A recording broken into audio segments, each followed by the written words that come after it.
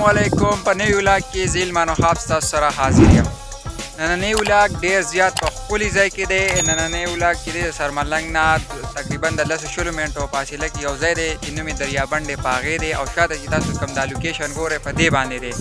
ډېر زیات زبردست ولاګ دی او ولاګ مکمل وګورئ انشاءالله چې تاسو به ترې انجوای به وکړئ، مزې به ترې واخلئ. چېرته هم مزه زموږ سره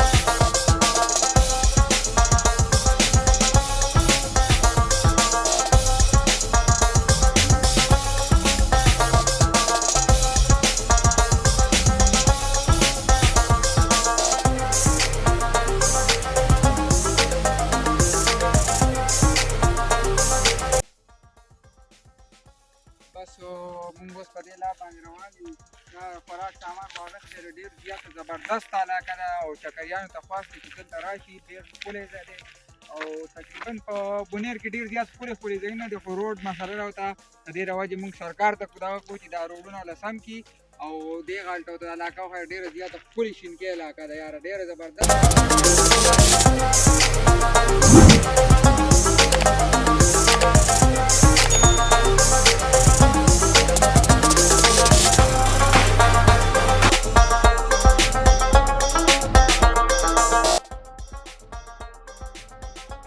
بس دا مونږ دې ځای ته راورسېدو. دښکه دا پورې بڼ چې ښکاري دا د سرملنګ هغه مزار دی، رابره پکې هغه دی دا بنګله ښکاري او دومره زبردسته ځایونه چې ښکاري کته دا درې دي، کته ډېر شینکۍ دی، ډېر زبردست ځایونه دي. دغه پکې د سرملنګ هغه روډونه ښکاري او ډېر زبردست ځای دی، چکر له ورته راشئ. دا لار ده، دا د همدې وچې ونې خوا ده، اوبه نه څکوئ. آخر کار مونږ بس خپل منزل ته راورسېدو. دا ونې پکې پرتې دي چې ډېرې پخوانۍ دي، ښکلې اوبه پکې بهیږي، ډېرې زبردست دی، ډېرې یخې اوبه دي، ډېرې زبردست دی، ډېر ښکلی ځای دی. دا یو ونه ده، یو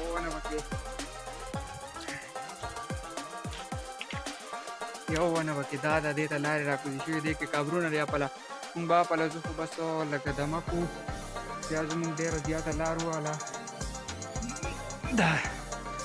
دا دی ونې، ډېر زبردست ځای دی، ډېر زیات زبردست ځای دی. مونږ دلته رالو او ډېر مزیدار ځای دی، د چکر دی او دا دې کې پخواني قبرونه دي. تقریبا هغه تاسو ته په بله ویډیو ما ویلې وه سرملنګ په ویډیو کې چې دلته انګریزانو جنګ کړی او قبرونه یې دا د هغوی د وختو بڼ دی او ډېر زبردست ځای دی. اوبه دي پکې، که څوک چکر له راتلل غواړئ نو راشئ ورته، ډېر زبردست ځای دی. او بس دا خبره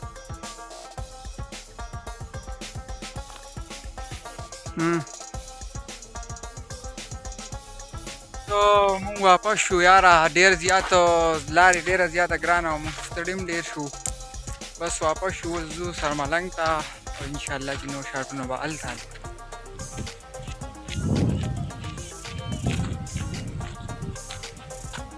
دا مونږ واپس راکوز شو سرملنګ ته، اوس ځو کور ته او انشاءالله که نور شاټونه هم